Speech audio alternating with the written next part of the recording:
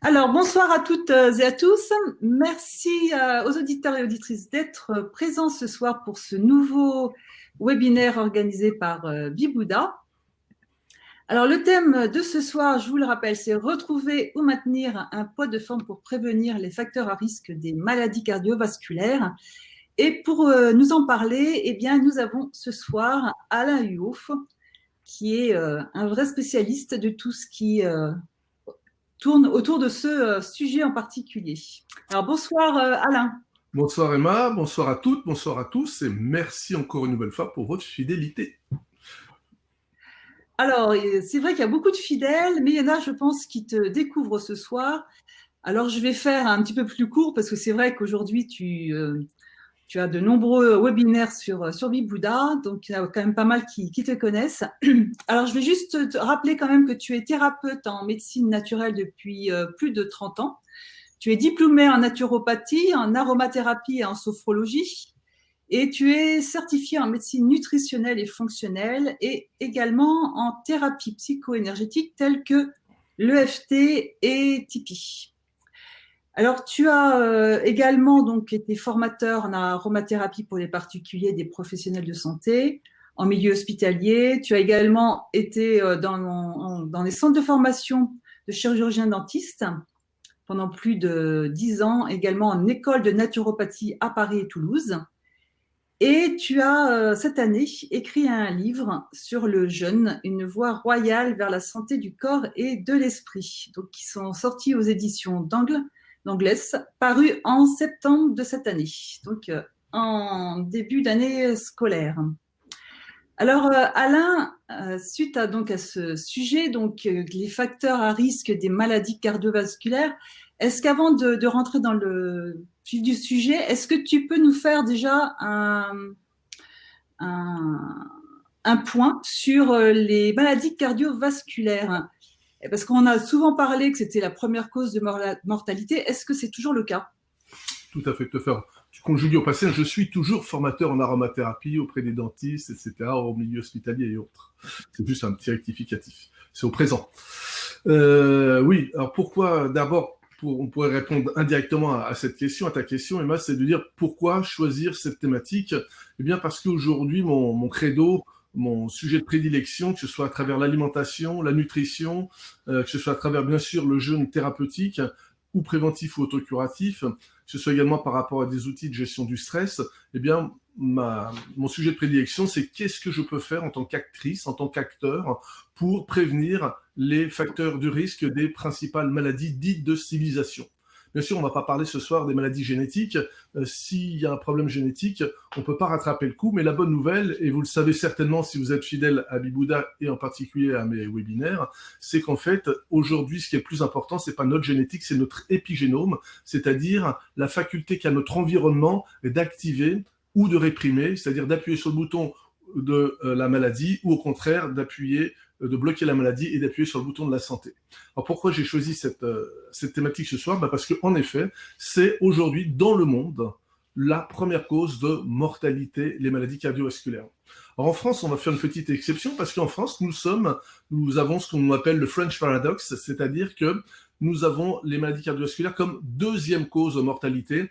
Malheureusement, ça c'est une bonne nouvelle, ça veut dire qu'on a des facteurs de protection, des nutriments cardioprotecteurs. Je pense bien sûr aux antioxydants, les anthocyanes qu'on trouve dans les fruits rouges, le cassis, le raisin. On parle du vin, c'est une façon déguisée de dire que nous sommes des grands amateurs de vin, mais ça se trouve également dans tous les autres fruits rouges. Nous avons aussi des bonnes graisses avec le régime méditerranéen, l'huile d'olive entre autres, qui sont des cardioprotecteurs. Donc ce qui fait qu'aujourd'hui, nous sommes légèrement en dessous des statistiques officielles, puisque la cause de mortalité en France est de 28%, alors que dans le monde, elle est de 31% précisément. Alors pourquoi parler de ce sujet? Parce que justement, on est au cœur des médecines naturelles, comme tu me le rappelais, Emma, c'est ma spécialité depuis une trentaine d'années, avec différents outils, différentes cordes à mon arc, mais avec une visée toujours, comment dirais-je, identique, c'est-à-dire donner des outils concrets, faire du transfert de compétences à travers de l'encadrement, à travers de la formation ou à travers de la consultation pour permettre de comprendre quel est l'environnement optimal pour permettre de justement se protéger de ces risques. Alors quelques chiffres, simplement pour vous rappeler que les maladies du cœur sont la plus grande et la première cause de mortalité dans le monde, et que ça représente quand même 17 millions de personnes qui vont mourir chaque année de maladies cardiovasculaires, donc c'est quand même énorme. Plus d'un humain sur 3, presque un humain sur 3 va décéder de cette cause-là.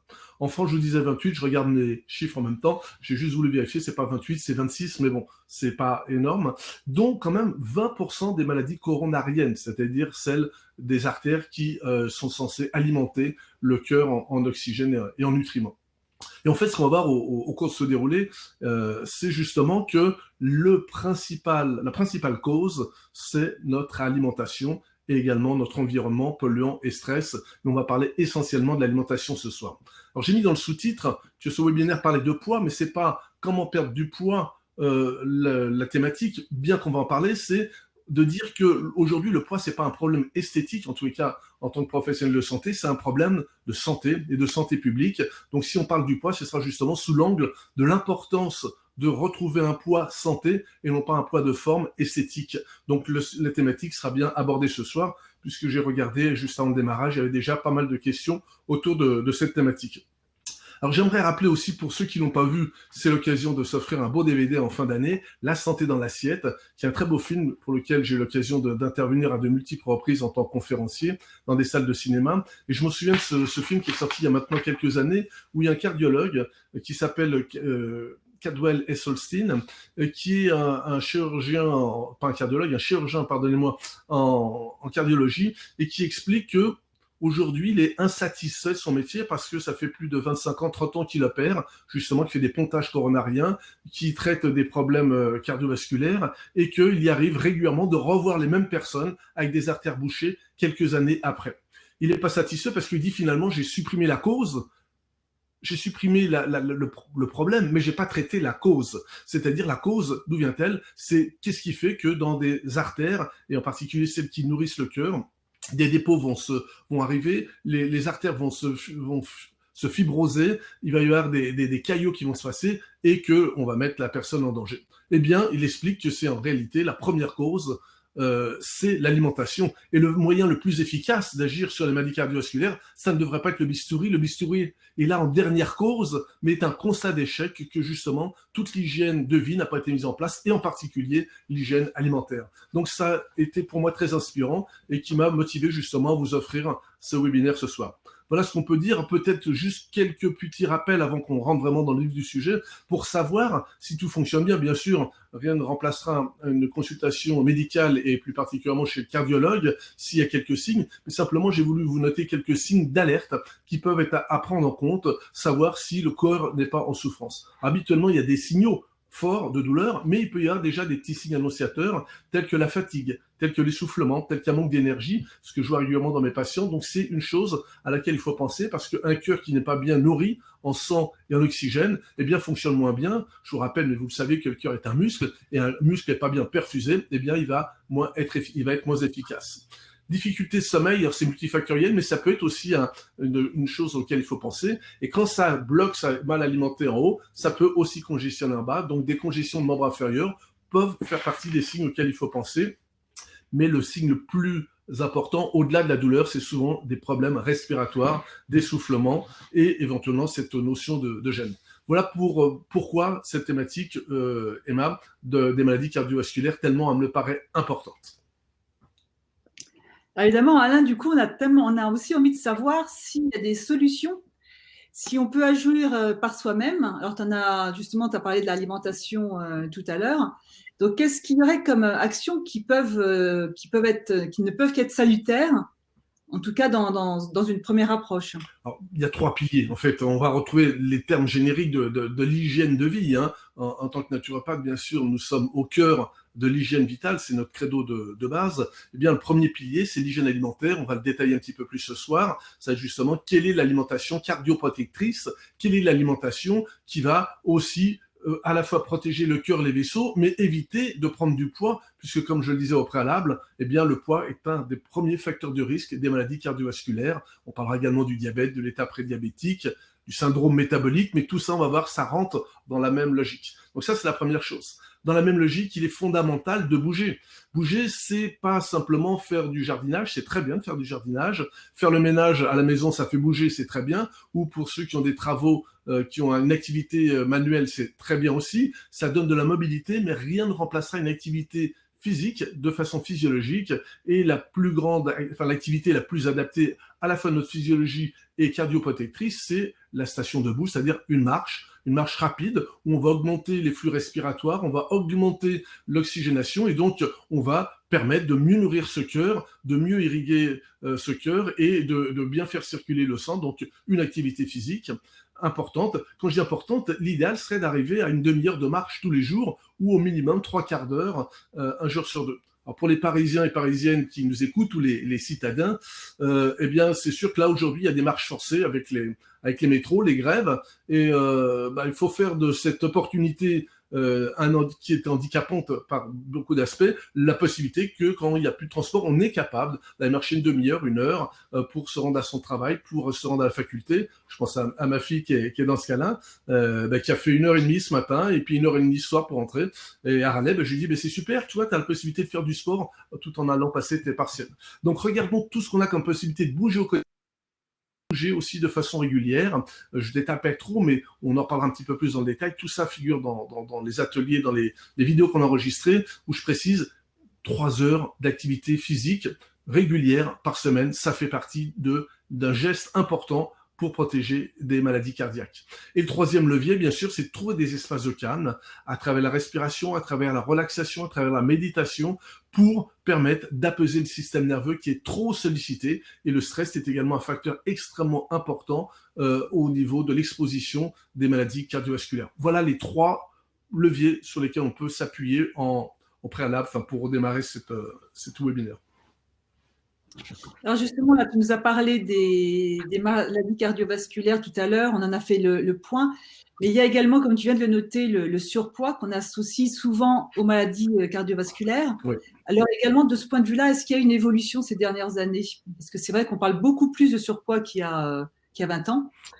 Est-ce que, finalement, où on en est de ce point-là? Où en est-on? Alors, plus qu'une évolution, je vais presque dire c'est une pandémie. C'est presque une épidémie, on ne peut pas parler d'épidémie, il n'y a pas de virus, il n'y a pas de bactéries, mais une pandémie, c'est-à-dire quelque chose qui est en train d'envahir l'ensemble de l'humanité. Et on va voir qu'il y a un lien de causalité directe entre notre façon de vivre, notre façon de nous alimenter et justement ces problèmes du poids. Alors quelques chiffres pour aborder ce sujet. Il faut savoir qu'aujourd'hui, dans le monde, on a 650 millions d'humains obèses. Alors obèse, je précise simplement, obèse, c'est un IMC, c'est-à-dire un indice de masse corporelle au-delà de 30, sachant que la santé est comprise entre 18 et 25. À partir de 25 à 30, on est en surpoids, et au-delà de 30, on est obèse. Donc là, on est vraiment sur des surpoids relativement importants. Je prends mon petit papier pour pas vous dire de bêtises non plus, ça représente 15%, 15,3% de Français qui sont obèses. Donc c'est un chiffre qui est vraiment extrêmement important et qu'on va corréler justement ces problèmes d'obésité avec les risques de maladies au sens large et plus particulièrement les maladies cardiovasculaires, eh bien c'est un vrai problème. Si on regarde au niveau de l'humanité, qu'on rapproche à la fois le surpoids, c'est-à-dire entre 25 IMC, entre 25 et 30, et obésité au-delà de 30, obésité sévère 35, obésité morbide 40, eh bien là on se retrouve avec pratiquement 2 milliards d'humains sur la planète qui sont au-delà du poids santé. Alors, je suis le premier à dire que le poids n'est pas que à prendre en compte. On peut avoir un bodybuilder qui a un IMC de 30 parce qu'en fait, il y a une grosse masse musculaire. Mais bien sûr, dans ces 2 milliards, ce sont surtout du surpoids dû au tissu adipeux. Et on va voir que le surpoids du tissu adipeux est péjoratif au niveau de la santé. J'aime bien rappeler ça en conférence et même en cours, c'est qu'aujourd'hui, on vit un paradoxe. À l'heure où on se parle, eh bien, il y a plus d'humains obèses qui vont mourir à cause du surpoids, à cause de la surbouffe, de la malbouffe, que d'humains qui souffrent de famine et de dénutrition. C'est 1,7 milliard d'humains qui ne sont pas nourris à leur faim, dont une bonne partie qui vont souffrir de famine et de mourir de ça, alors que l'autre moitié, et même l'autre tiers de l'humanité, 2 milliards, qui eux souffrent de surbouffe. Donc il y a un petit problème à ce niveau-là. Je vous invite à réfléchir, à méditer sur le sujet, sachant que, bien sûr, on peut être acteur et actrice, c'est l'objet de ce débat. Alors, ce qu'il faut savoir, c'est que le surpoids, en tant que tel, c'est pas, comme je vous disais tout à l'heure, qu'un problème d'esthétique, c'est que le surpoids durable va faire le lit d'inflammation. L'inflammation aiguë n'est pas un problème, c'est-à-dire que si je me mets une écharpe dans le doigt, je vais avoir une inflammation, c'est le moyen que le corps a de réagir pour pouvoir lutter contre un pathogène, des bactéries qui vont rentrer, ou simplement une blessure mécanique, et donc l'inflammation, elle sert de défense activée par le système immunitaire et va permettre également d'activer les voies de réparation. Mais là, je parle d'inflammation de bas grade, c'est-à-dire qui n'est pas forcément visible au niveau clinique, simplement visible avec des analyses de sang où on va doser la CRP, la protéine C-réactive ultra sensible. C'est comme ça qu'on peut le repérer. C'est comme ça que les cardiologues regardent justement. Ils sont très sensibles à cette CRP US ou ultra sensible parce que justement c'est un indicateur péjoratif de risque de maladie cardiovasculaire et le moyen le plus fiable, malheureusement, au sens péjoratif du terme, d'avoir une inflammation de bas grade, une inflammation chronique, c'est justement le surpoids durable. En fait, on peut être en surpoids ponctuel, c'est ce qui se passait pour les premiers hommes. Comme tu le rappelais, j'ai écrit un livre sur le jeûne, justement, et ce livre retrace commence à l'histoire de l'humanité aux premiers hommes sur Terre, où j'explique justement que on avait cette faculté, qu'on avait un peu plus de vie à notre disposition, que les temps étaient cléments ou que les conditions étaient favorables, eh bien, l'énergie, on l'a stockée sous forme de graisse pour pouvoir survivre dans les périodes où il n'y aurait plus à manger à cause du climat, à cause du froid, à cause de l'indisponibilité passagère pour différentes raisons. Et donc, la graisse était utilisée comme carburant endogène, donc qui nous vient de nous-mêmes pour pouvoir attendre les journées, les semaines, voire plusieurs semaines consécutives sans se nourrir. Mais le problème aujourd'hui, c'est qu'on a des frigos ou des congélateurs bien pleins, qu'on mange tout le temps, trop souvent, et donc ce gras qui s'accumule en permanence va envoyer des signaux qu'on appelle des cytokines pro-inflammatoires à travers les adipocytes, c'est-à-dire les cellules du tissu adipeux qui envoient tout un tas de messagers. C'est comme s'ils étaient en train de dire c'est pas normal cette situation. C'est une alerte, sauf que cette alerte, on ne va pas forcément la prendre en compte.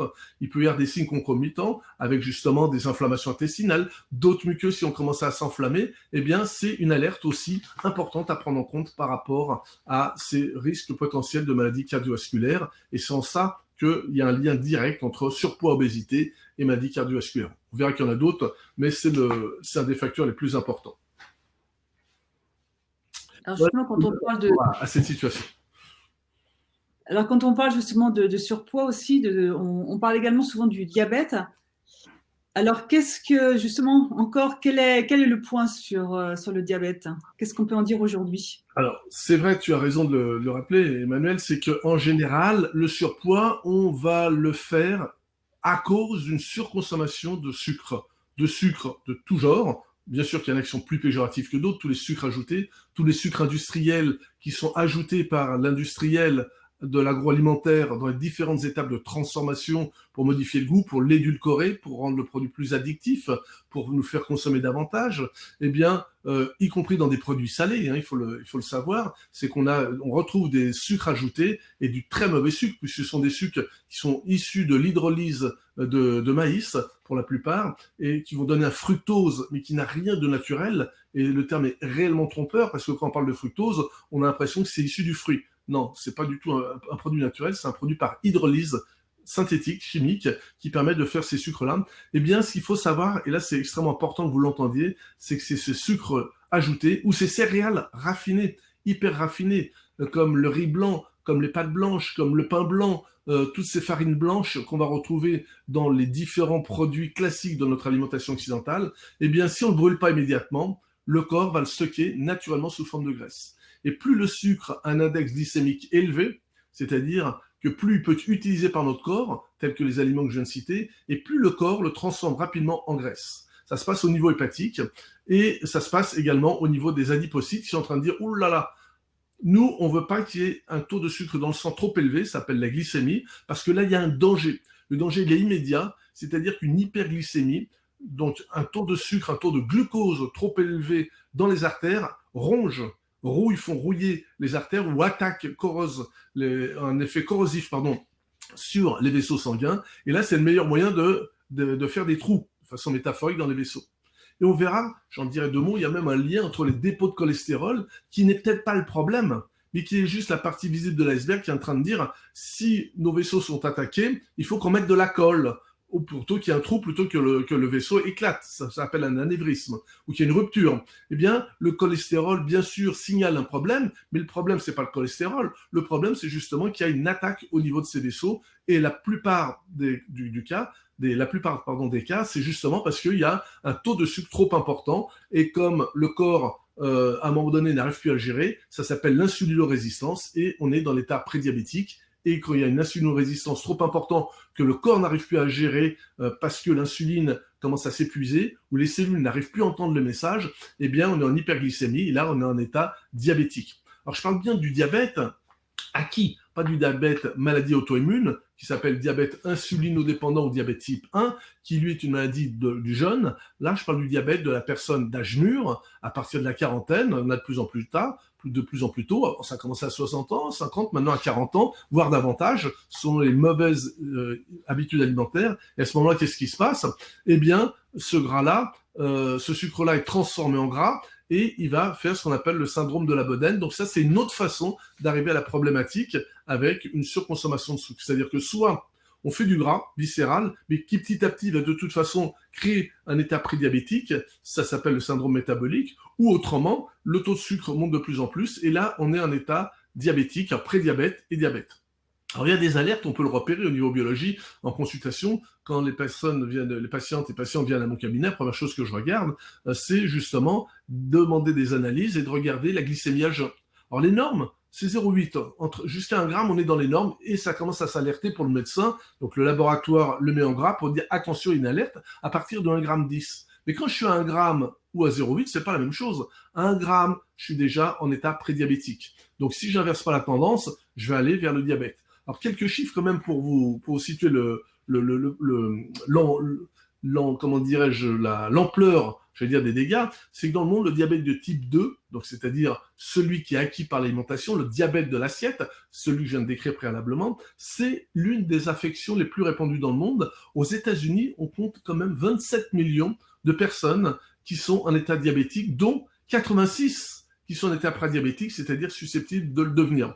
Alors, c'est le pays de tous les excès, je ne vous l'ai pas dit tout à l'heure, mais il y a plus d'Américains obèses en surpoids aux États-Unis que d'habitants en France. On est à plus de 90 millions d'Américains qui ont dépassé le poids santé. Donc, vous voyez que tout est lié. Et bien sûr, on va retrouver des chiffres extrêmement élevés, c'est-à-dire 86 millions de prédiabétiques et 27 de diabétiques. En France, on est un peu mieux, ou un peu moins mal, devrais-je dire, c'est plus exactement ça. On compte quand même 3,7 millions de personnes qui sont reconnues, c'est-à-dire qui prennent un traitement médicamenteux. C'est-à-dire que vous prenez une salle où il y a 100 personnes, bien sûr les 100 personnes qui sont là, vous avez 5 personnes, presque 6, qui prennent un traitement pour une maladie qui est pas génétique, pour une maladie qui est acquise par une mauvaise hygiène alimentaire, souvent par méconnaissance, d'où l'intérêt aussi de ces webinaires, c'est-à-dire de donner de l'information, souvent parce les personnes n'ont pas été informées, mais sachez que si vous êtes concerné par rapport à ça, ou l'un de vos proches, c'est réversible. J'ai vu tout à l'heure les questions, il y avait une question autour de ça, on la traitera tout à l'heure. Est-ce qu'on peut traiter ça avec l'hygiène alimentaire, la nutrition, le jeûne? La réponse est oui, je vous le dis tout de suite. Je vous expliquerai comment on peut le faire, il n'y a pas une recette magique, mais il y a quelques clés de réflexion. On a l'OMS qui nous alerte justement par rapport au diabète en disant attention, ça a quadruplé en 35 ans. C'est-à-dire qu'on est passé en 1980, on avait 100 millions de diabétiques dans le monde. Aujourd'hui, on en a 422 millions. Qu'est-ce qui a changé entre 1980 et 2014, chiffre publié par l'OMS?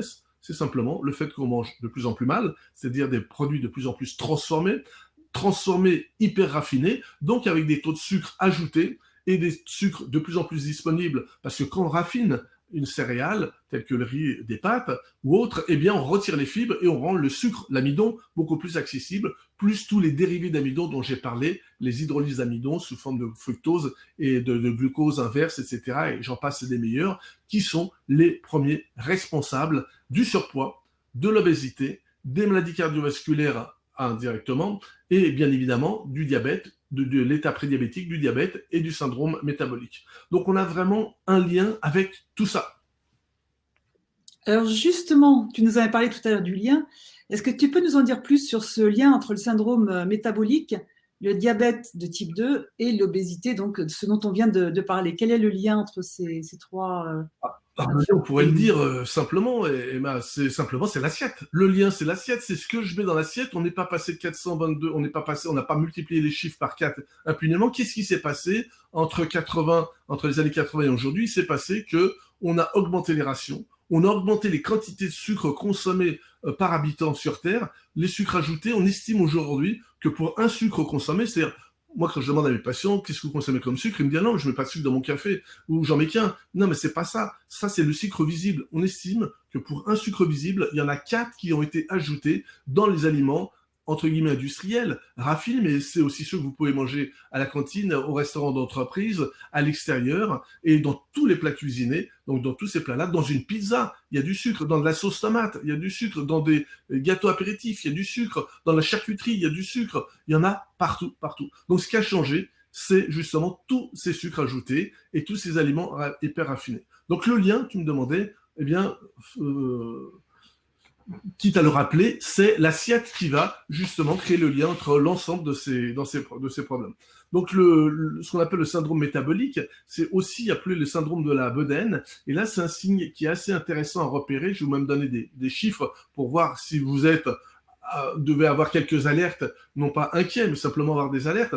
Le syndrome de la bedaine, c'est justement quand le gras se stocke, plus particulièrement pour le monsieur au niveau du bidon, donc ça s'appelle le syndrome du bidon, ou pour vous, mesdames, plus c'est le ventre, mais c'est aussi au niveau des fesses et autour des hanches, eh bien, c'est un indicateur que le sucre, est en train de se transformer en gras. Donc ça, ce sont des premiers signes d'alerte. Alors c'est irréversible, c'est pas irréversible, justement, c'est réversible, mais à condition de modifier ce qui est à l'origine du problème, c'est-à-dire les quantités d'aliments, la qualité de l'aliment, je devrais dire au niveau hiérarchie, la quantité d'aliments, et on en parlera aussi tout à l'heure, Emma, c'est-à-dire le temps de repos entre un repas et celui du lendemain.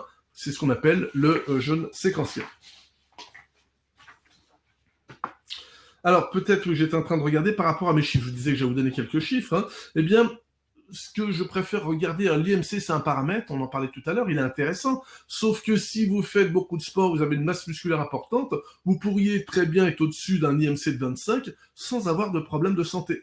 Pensez aux personnes qui font pas mal de sport de musculation et autres. Je prends toujours cet exemple de bodybuilder. C'est une métaphore, mais c'est aussi une réalité. Eh bien, ce qu'il faut vérifier, c'est le tour de taille. Et ça, comme disait un de mes profs de nutrition, l'outil le plus important pour un nutritionniste, c'est pas la balance, c'est le ruban mètre. Parce que le ruban mètre, il va vous permettre de prendre le tour de taille au niveau du nombril. Et vous allez voir que si vous avez un tour de taille supérieur à 80 cm, mesdames, qui m'écoutez, et vous, messieurs, qui m'écoutez également, un tour de taille supérieur à 94 cm, eh bien, c'est que déjà, vous êtes en train de faire du gras viscéral. Alors, c'est pas une maladie, mais c'est déjà une alerte. Je répète les chiffres, hein, 80 cm pour les femmes, 94 pour les hommes.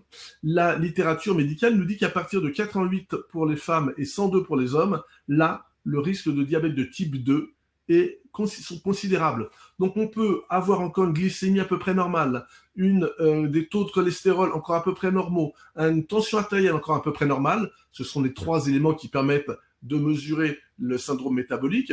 Et pour autant, le gras est en train de s'accumuler. Donc c'est surtout là-dessus où il faut surveiller. J'ai eu une patiente cet après-midi, j'avais pas vu plus de mois, qui venait pour des problèmes de surpoids. Et donc, on a fait tout un tas de réglages alimentaires. Je vous donnerai quelques clés tout à l'heure. Et tout le contenu se trouve également, on le redira tout à l'heure, mais dans les cours qu'on a enregistrés en ligne avec Bibouda. Donc, tout ça, c'est détaillé. On va quand même donner les clés ce soir principales. Eh bien, elle me disait, Monsieur Yo, je suis embêté parce que j'ai pas perdu beaucoup de poids. J'ai perdu 1 kilo en 2 mois. Je dis, bon, c'est vrai que c'est pas énorme, mais elle me dit, par contre, vous m'aviez dit de surveiller le tour de taille, j'ai gagné 2 tailles, c'est-à-dire j'ai gagné 6 cm. Je dis, c'est génial. Le kilo que vous avez gagné, c'est rien. Par contre, entre-temps, eh bien, elle a pris une activité physique, elle marche, etc. Donc, ne vous fiez pas au poids. Le plus important, c'est de perdre du gras viscéral. Le gras viscéral est le premier facteur de risque du diabète, enfin des facteurs de risque du diabète, mais également des maladies cardiovasculaires. Donc ça, c'est le plus important. Alors, qu'est-ce que tu me demandais, Emma, ce qu'on peut expliquer, hein, donc le levier par rapport à tout ça, donc je le rappelle, c'est les sucres ajoutés dans les aliments industriels, c'est tous ces aliments qui ont des index glycémiques élevés. C'est-à-dire qu'aujourd'hui, la publicité dit prenez au petit déjeuner des aliments complets, des cornflakes et autres. Ouais, d'abord, je prends le cornflakes, c'est un exemple, ou les céréales, je donne même pas de marque, ou toutes les marques qu'on trouve dans la grande distribution, ou les produits hyper raffinés, eh bien non seulement ces céréales sont été par des modes de transformation rendent les sucres beaucoup plus disponibles, et la plupart du temps on en rajoute. Donc prendre ça après un jeûne nocturne, c'est catastrophique, et c'est ça qui, c'est un exemple parmi d'autres, hein, mais qui petit à petit va user notre système de gestion du sucre à travers l'hormone qui est l'insuline. C'est les jus de fruits. Et là, il faut le savoir, je l'évoquais, me semble-t-il, dans le webinaire passé, mais il faut savoir que lorsqu'on prend un jus de fruits, même naturel, vous prenez un jus de pomme naturel, certes, vous allez éviter tout ce qui est, comment dirais-je, conservateur, produits de synthèse et autres, c'est super, sauf que vous avez un sucre qui est pas naturel. Il est naturel au sens, il est fait par la nature, mais il n'est pas naturel d'absorber un fruit sous forme de jus. Un fruit, ça se mange à la fourchette, ça se croque, ça se mange au couteau, comme on dit, plus exactement plus qu'à la fourchette du reste, parce que dedans, il y a des fibres qui permettent d'absorber le sucre à une vitesse normale et de pas transformer ce bon sucre, qui lui, pour le coup, est du vrai fructose, mais en carburant en tissu adipeux, parce qu'il n'y a plus les fibres, et donc ça aussi, c'est un point sur lequel il faut être vigilant. Alors, je ne parle pas de tous les sodas, crème glacée et de toute l'alimentation hyper raffinée. Dans un fast-food, j'avais fait des calculs, on a dans un repas l'équivalent en calories, qui est qu'un des outils de mesurer l'énergie d'un aliment, c'est pas le plus important, c'est juste quantitatif, mais comme on a le qualitatif qui est pas bon non plus, eh bien, on a autant d'énergie qu'il faudrait pour une journée, et pourtant, au bout de 2 heures, on a encore faim. Preuve est que le corps n'a pas été nourri, nos cellules n'ont pas été nourries. Les autres responsables de tous les points communs entre ces différentes maladies ou ces états d'alerte des risques de maladies cardiovasculaires, c'est aussi l'excès de graisse animale. Alors on a banni, à l'image de l'AMA, l'American Medical Association, qui a fustigé les mauvaises graisses, qui a fustigé les graisses en disant que c'était eux qui étaient responsables des maladies cardiovasculaires, et qui ont ouvert la porte avec une grosse pression du lobbying de l'industrie sucrière aux États-Unis, en disant non, on n'y est pour rien. Aujourd'hui, on connaît la vérité. C'est un peu comme pour le tabac. On nous a fait croire qu'il n'y avait pas de lien entre les cancers, entre certaines maladies cardio-coronariennes et le tabac. Aujourd'hui, on sait que bien sûr, c'est l'inverse. Il y a un lien direct. Mais aujourd'hui, on sait que les premiers responsables, c'est les sucres ajoutés et l'excès de graisse animale. Donc ça, c'est un point important. Et c'est pas les graisses les responsables, c'est les graisses animales. Donc que vous preniez de l'huile d'olive, c'est cardioprotecteur. Que vous prenez des amandes, de l'avocat, c'est cardioprotecteur. Que vous prenez éventuellement des graisses animales, mais des bonnes graisses, c'est-à-dire celles qui vont pas se déposer sous forme de cholestérol, à boucher les vaisseaux, comme les petits poissons gras, les sardines Laran, c'est pas un problème, bien au contraire. Par contre, l'excès de produits laitiers, l'excès de viande au sens large, et pas que la viande rouge, même les autres viandes, eh bien, et la charcuterie, bien évidemment, ça, ce sont des facteurs alimentaires importants pour les maladies cardiovasculaires. La bonne nouvelle, c'est que c'est aussi responsable du surpoids. Donc, si vous m'écoutez, pour vous, pour des proches, pour rapport à des problèmes de poids, ce sont les mêmes conseils pour gérer le poids, c'est-à-dire éviter tous les sucres ajoutés, éviter tous les aliments à index glycémique élevé. Vous regardez sur Internet les tableaux et vous verrez que tout ce qui est au-dessus de 60, 70, c'est pas terrible. Et au niveau des charges glycémiques, tout ce qui est au-dessus de 20, c'est pas terrible pour gérer son poids, mais et également pour éviter les maladies cardiovasculaires. Voilà ce qu'on peut dire dans les liens qui existent entre tout ça et comment on peut expliquer cette histoire, comment on est rendu là. On peut dire aussi que l'excès de radicaux libres, c'est-à-dire le tabac, bien sûr, c'est-à-dire la surexposition au soleil, les polluants environnementaux sont également des facteurs de risque des maladies cardiovasculaires parce que s'il y en a trop, qu'on n'a pas de contrepoids qui s'appelle les antioxydants, qu'on va trouver dans les légumes colorés, dans les fruits colorés, dans une partie des huiles aussi vierges, en grande partie, c'est là où on les trouve, eh bien, vous n'aurez pas de protection suffisante et vos vaisseaux vont être attaqués.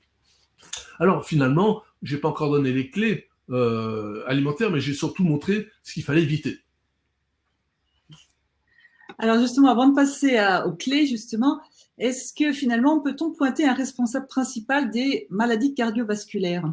Le responsable principal, oui, on va le rappeler un petit peu, mais c'est justement en un, donc ça va faire un rappel, les aliments ultra transformés.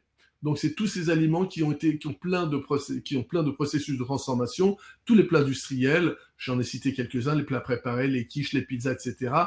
Tout ça, ce sont les premiers responsables. Aujourd'hui, toutes les études scientifiques pointent sur le danger de ce qu'on appelle, il y a même un acronyme AUT, aliments ultra transformés. Ce sont les principaux responsables de nos problèmes de santé au sens large. Il y a même des liens entre les AUT et les maladies cancéreuses. Il y a un lien évident entre les AUT et la fatigue chronique. Il y a un lien direct entre les AUT, les aliments ultra transformés, le surpoids et les facteurs de risque de maladies cardiovasculaires. Si on avait qu'un à pointer, ce serait ça. En deux, je dirais aussi, justement, je l'ai évoqué un petit peu préalablement tout à l'heure, c'est ce déséquilibre dans le régime occidental, c'est-à-dire qu'aujourd'hui, on consomme de plus en plus des produits carnés, des produits animaux, des sous-produits animaux. Alors, je vais pas faire le plaidoyer du végétalisme, je vais pas faire le plaidoyer du véganisme, c'est une question de choix que je respecte tout à fait, qui est tout à fait respectable, mais je parle à tout le monde, et en parlant à tout le monde, je vais dire aussi, on peut être dans une alimentation on conserve quelques produits animaux, c'est une question de qualité et de quantité. On pourra même faire le lien tout à l'heure justement avec l'alimentation et l'écologie. Vous verrez que en faisant du bien à l'un, on fait du bien à l'autre. Les deux sont corrélés. Donc le deuxième responsable justement, c'est une alimentation à dominante animale. Et on sait aujourd'hui que ce qui a évolué le plus dans la dernière décennie justement, c'est ce qui était pas accessible au commun des mortels parce que, pour des raisons économiques, dans certaines familles, et il n'y a pas si longtemps que ça, il y a peut-être 1 ou 2 générations, manger de la viande 1 fois par mois. J'entendais un grand chanteur qui nous a quittés il y a 2 ans, Johnny Hallyday, qui expliquait dans une interview, il disait, ben voilà, moi je suis issu d'une famille pauvre et qu'on mangeait 1 fois par mois de la viande. Et c'était il y a 60 et quelques 7-8 décennies. Donc c'est quand même très récent. Aujourd'hui, la mise à disposition de ces produits carnés, souvent des produits, on va faire la différence entre des produits d'élevage et des produits justement industriels, et on verra que c'est pas du tout la même chose, parce que il y a la quantité des produits carnés, ou des produits animaux plus exactement, et la qualité. Eh bien ça, c'est le deuxième facteur de risque. La surconsommation de produits laitiers donc fait partie des produits animaux, c'est le deuxième responsable. Et le troisième, je l'ai pointé du doigt justement, c'est à travers ces aliments ultra transformés, c'est tous les ajouts de sucre qui posent un vrai problème. Voilà ce qu'on peut dire par rapport à ça, Emmanuel. Alors, y a-t-il d'autres choses à faire pour éviter l'embonpoint, le diabète et l'obésité? Alors, oui, ce qu'on va faire, c'est l'inverse, c'est-à-dire manger plus de végétal. Moi, j'aime bien rappeler qu'un régime santé, c'est un régime à dominante végétale. Et rappelez-vous, vous qui nous écoutez ce soir, que dans le végétal, c'est pas signe de tristesse, c'est pas signe de routine, c'est pas signe de répétition. On a dans le végétal, bien sûr, les légumes de saison. C'est pas à peine d'aller manger des cerises au mois de décembre et des haricots verts non plus au mois de février. Donc prenez des aliments de saison, idéalement sur des circuits courts. Ça, c'est le plus important parce qu'il y a une logique, il y a une intelligence derrière tout ça. Les aliments arrivent là où nous vivons, au bon moment, par rapport à nos besoins physiologiques. Et cueillis en circuit court pour avoir des produits qui soient cueillis à maturité. C'est là où les aliments végétaux synthétisent le plus les protecteurs, les cardioprotecteurs, qui sont les différents antioxydants. Également les vitamines, les groupes de vitamines qui sont également synthétisés en fin de parcours. Donc s'ils sont cueillis verts et mûris dans des frigos ou autres, eh bien c'est sûr que c'est pas, mûris ou qui sont stockés dans des frigos, ce sera pas l'idéal. Donc ça c'est extrêmement important justement de respecter ça. Augmenter le végétal, c'est aussi tous les légumes secs. C'est une façon d'amener des protéines tout aussi intéressante que les produits carnés. Et il y a beaucoup de croyances ou de fausses croyances autour de ça, pensant que les protéines d'abord sont synonymes de force. Et je rappelle que les animaux les plus puissants, les herbivores, sont les plus puissants, ils mangent que du végétal. Le mammouth était le plus grand animal peuplant la Terre. On a aujourd'hui l'éléphant. Ce sont des animaux qui sont des herbivores. J'entendais un sportif qui était végétalien, il disait « Si tu es fort comme un bœuf, mange comme un bœuf, c'est-à-dire de l'herbe ». Donc, je trouve cette expression agréable. Donc, on a tous ces légumes secs qui sont sources de protéines, et que la protéine vienne, les acides aminés viennent du végétal ou viennent de l'animal, ça a exactement la même fonction. Et la fausse croyance qui a été entretenue aussi par le lobbying du monde carné, de dire que c'est plus intéressant pour la santé de manger de la viande plutôt que des lentilles, c'est aujourd'hui complètement remis en cause par les chercheurs qui montrent que on trouve tous les acides aminés indispensables, c'est-à-dire ceux que le corps ne sait pas fabriquer, à travers le végétal. Donc dans le végétal, on a également les bonnes graisses. J'en ai parlé tout à l'heure. Donc c'est toute la famille des oléagineux. Ça va de l'avocat aux amandes, aux cajous, aux pistaches, aux pignons, etc. Donc toutes les noix, bien évidemment, les noix de pécan, les noix de Grenoble si vous voulez rester en local. Et si vous voulez pas des noix de cajou et vous voulez rester en local, eh bien vous avez également les noisettes amandes. Donc toutes ces familles-là sont des aliments santé parce qu'ils vont contenir des bons acides gras cardioprotecteurs. On a également les légumes de la mer qui sont extrêmement intéressants, qui s'appellent les algues. Donc, il y a une façon d'amener énormément de minéraux. Donc, on a quand même un choix extrêmement important. Et c'est justement dans toute cette famille végétale qu'on a à la fois une famille qui amène beaucoup moins d'énergie. En nutrition, on parle de densité énergétique moindre que leurs homologues comment dirais-je, issus du monde animal, tels que les produits laitiers pour les graisses, tels que les protéines, telles que la viande rouge, viande blanche, les œufs, etc. Eh bien, je ne dis pas qu'il ne faut pas manger, mais c'est une question d'équilibre entre les deux. Et aujourd'hui, toutes les études que je lis, et j'en lis tous les jours, en français, en anglais, eh bien, toutes convergent que le fait de diminuer les produits animaux dans un régime au quotidien est le meilleur cardioprotecteur et le meilleur moyen de ralentir l'effet du vieillissement.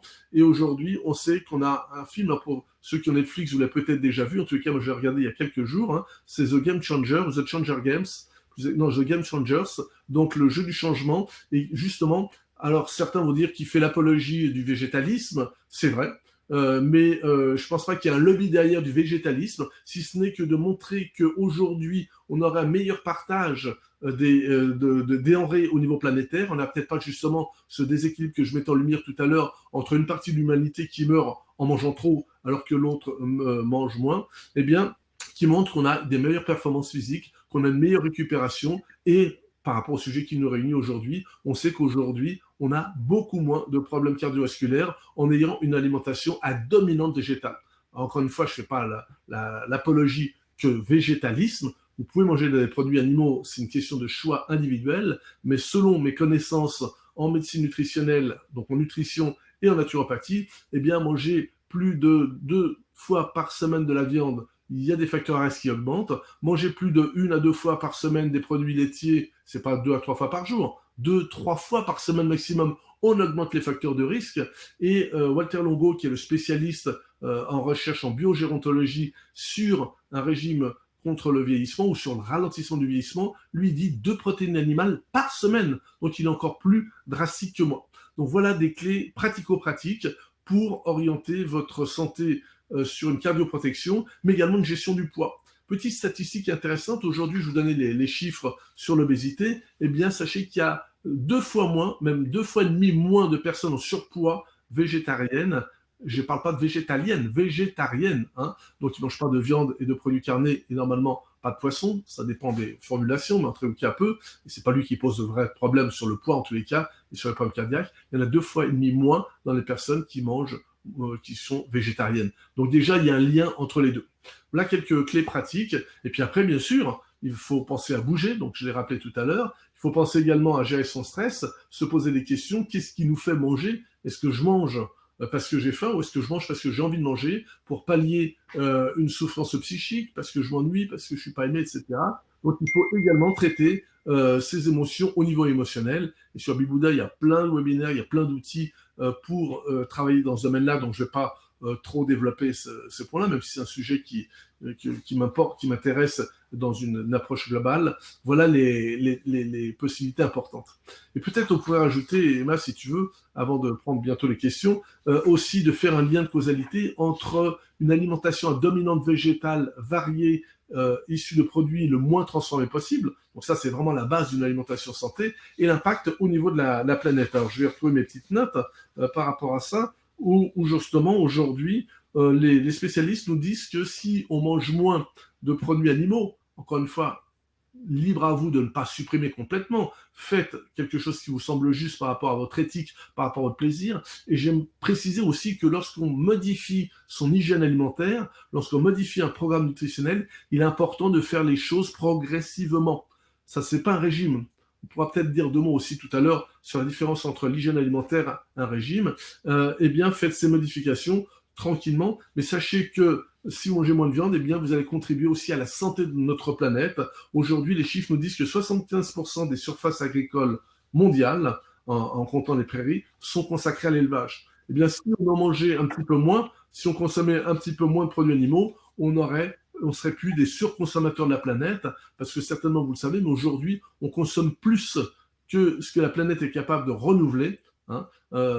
Et donc ça, c'est un vrai problème parce que là, on est en train d'empiéter sur le capital des générations à venir. On peut le faire avec les sous, hein, ça s'appelle le déficit budgétaire, mais avec la planète, à un moment donné, on va plus pouvoir rigoler très longtemps avec ça. Et donc aujourd'hui, toutes les critiques convergent en disant que l'élevage industriel est le premier polluant et le premier producteur de gaz à effet de serre. Donc pratiquer de façon très dense comme en Bretagne, comme en Allemagne du Nord ou au Danemark, eh bien, ce sont des modèles qui ne sont pas durables et qui sont, disent les spécialistes, un vrai problème pour l'avenir. Voilà ce qu'on peut dire.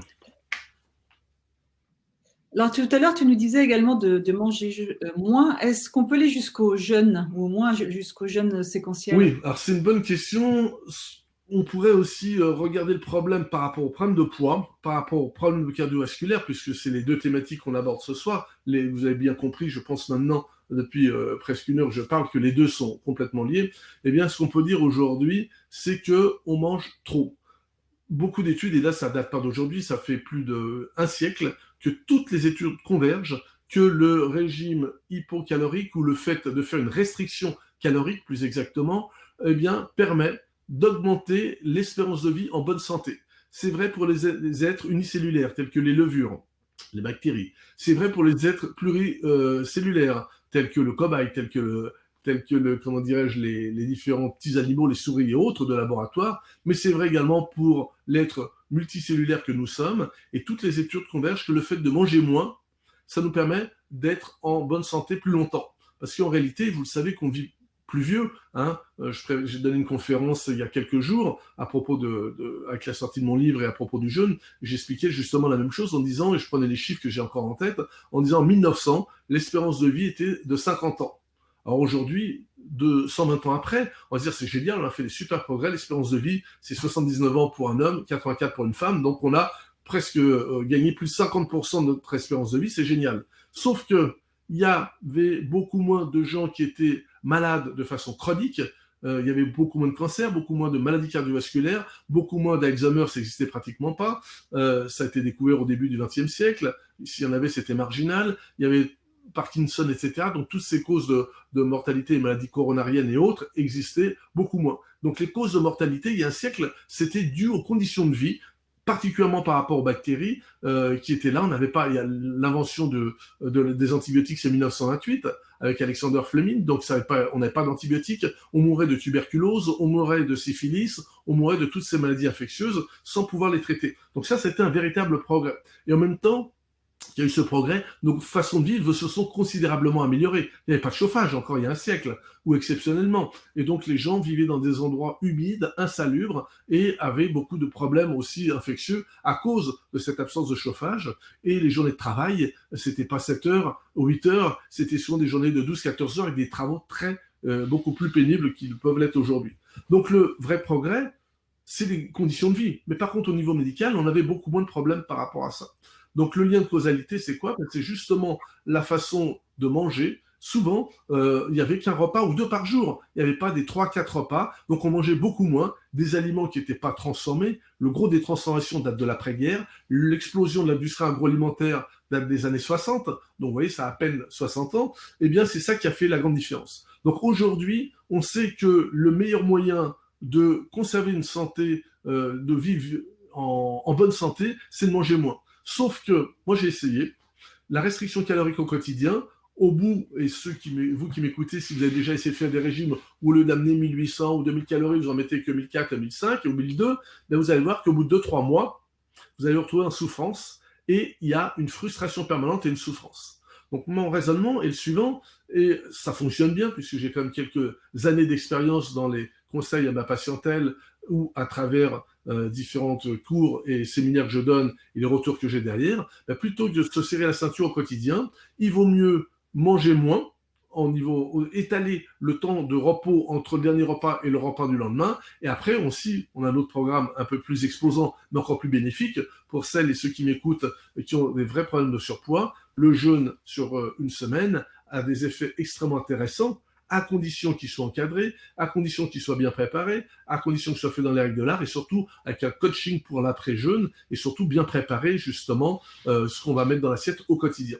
Alors la première chose que vous pouvez faire, si vous êtes concerné pour justement ne pas vous exposer aux maladies cardiovasculaires, si vous n'avez pas de maladie particulière, tout simplement vous voulez ne pas rentrer dans les statistiques par rapport à ça, le conseil va être le même. Si vous êtes en surpoids, le conseil va être le même, c'est-à-dire de pratiquer le jeûne séquentiel à minima 3-4 jours par semaine. Alors si vous n'avez jamais pratiqué, il faut laisser 16 heures, alors, c'est en moyenne, il y a des raisons physiologiques, je ne vais pas trop détailler ce soir, mais 16 heures, ce n'est pas un chiffre qui est pris au hasard, c'est le temps de déstocker l'énergie en réserve dans le corps, au niveau des muscles et du foie, ça s'appelle le glycogène, pour pouvoir aller attaquer le gras, justement le gras viscéral. Et le corps, il est intelligent, comme c'est le plus dangereux. Eh bien, quand on arrête de manger, qu'on mange rien, on boit de l'eau à volonté, on peut prendre des infusions, mais on ne met pas de carburant pendant 16 heures, c'est-à-dire, moi, ce que je fais, c'est de prendre le dernier repas le soir et de prendre celui du lendemain à partir de 12h30, 13h. Donc, vous calculez en fonction de votre heure de sortie de table, on arrive à peu près à 16 heures. D'autres préfèrent arrêter de manger à 16 heures et reprendre que le lendemain à 10 heures. Peu importe, vous calculez 16 heures de pause. Si vous faites ça au moins un jour sur deux, mais pas une semaine, pas 2 semaines, tout le temps. C'est une hygiène au quotidien comme de bouger. Vous ne faites pas du sport pendant un mois, puis après vous arrêtez. Donc c'est dans la même logique. Si vous faites ça régulièrement, je vous assure une chose, c'est que si en même temps vous contrôlez ce que vous mettez dans l'assiette, parce qu'on est bien d'accord que le jeûne séquentiel ou le jeûne, c'est un outil hygiénique extrêmement efficace qui va enclencher des modifications hormonales, mais qui ne peut fonctionner dans le temps que si derrière on amène le bon carburant dans l'assiette, c'est-à-dire des aliments les moins transformés possibles, les moins raffinés possibles, et dans lesquels on évite au maximum tous les sucres ajoutés, mais également, si vous êtes vraiment surpoids, il faut transitoirement, là je ne peux pas donner les clés, parce qu'après on fait du sur-mesure, mais déjà une orientation générale, on évite au maximum les féculents. Sachez qu'il y a beaucoup moins d'énergie disponible dans des légumes secs que dans des céréales. Dit autrement, il vaut mieux manger 200 grammes de lentilles que 120 grammes de pâtes, pour faire simple.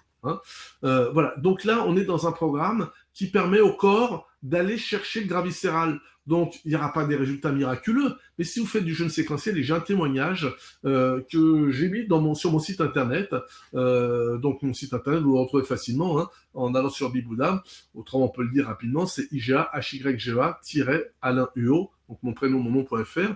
Je viens de mettre, alors il n'est peut-être pas encore en ligne, mais il y sera dans quelques jours, le témoignage d'une patiente, et ça répondra certainement à des questions que vous vous posez ce soir, qui était en état prédiabétique, qui était en errance médicale depuis un certain temps. Elle a appliqué scrupuleusement le programme, jeûne séquentiel, régime index glycémique bas. Elle a perdu plus de 8 kilos sans régime, sans souffrance, sans privation, et elle a récupéré de l'énergie. Parce que la grande différence entre un jeûne séquentiel et une alimentation index glycémique bas par rapport à un régime, c'est que le jeûne séquentiel permet de modifier l'impact hormonal. De façon simple, quand je mange trop souvent, c'est-à-dire que je ne laisse pas de pause suffisamment longue, eh bien, je fabrique tout le temps de l'insuline. Même en mangeant la viande, des protéines, ça vaut. Alors, ça fait sécréter moins d'insuline, mais la viande fait sécréter des facteurs de croissance, des IGF, les glucides font sécréter de l'insuline, l'hétéroïnie fait que le corps ne peut pas déstocker. Donc, si je veux déstocker, il faut surveiller ce que je mets dans l'assiette, il faut bouger, mais il faut également pratiquer le jeûne séquentiel, et les résultats commencent à tomber à 3 jours par semaine au long cours.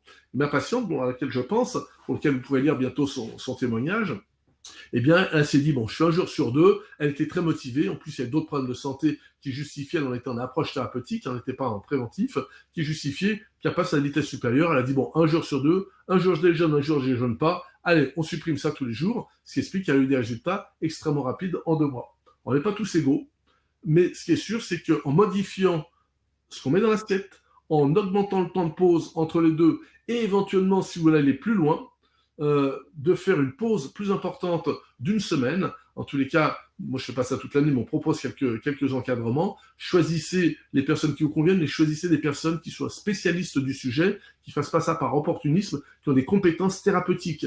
Quand on veut vraiment avoir une action sur des états prédiabétiques, sur des problèmes de surpoids, sachez que derrière chaque problème de surpoids, il y a un problème hormonal. Donc il faut traiter le niveau au niveau hormonal. C'est-à-dire qu'on a trop de sécrétion d'insuline, ou l'insuline qui est trop présente, ou l'insuline qui est plus efficace. Moi, ce que je veux, c'est simplement aller chercher l'antagoniste qui s'appelle le glucagon. C'est également protéger mes muscles. Et là, vous n'aurez pas de perte de masse maigre, c'est-à-dire des muscles en faisant du jeûne séquentiel, en faisant un jeûne un peu plus long dans les règles de l'art, contrairement à des régimes hyperprotéinés, hypocaloriques, etc., qui, eux, ne règlent pas le problème au niveau hormonal. Alors, je ne sais plus où était la question, j'ai peut-être un petit peu débordé. Non, bah c'était ça en fait. Hein. En plus, tu nous as bien expliqué justement la différence entre le régime et le jeûne dont tu parlais tout à l'heure. Alors je sais pas, je pense que tu as fait le tour de la question. Est-ce que tu veux rajouter quelque chose avant qu'on parle de la formation donc, que tu as fait en collaboration avec Bibouda, qui permet justement d'aller plus loin?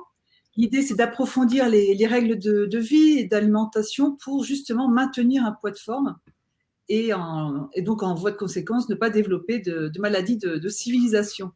Est-ce que tu veux rajouter quelque chose avant ou est-ce que je vais redonner les autres clés, puis après peut-être on va reparler deux mots, parce que cette présentation, cette formation est toute récente, hein, a été mise en ligne il y a quelques semaines simplement.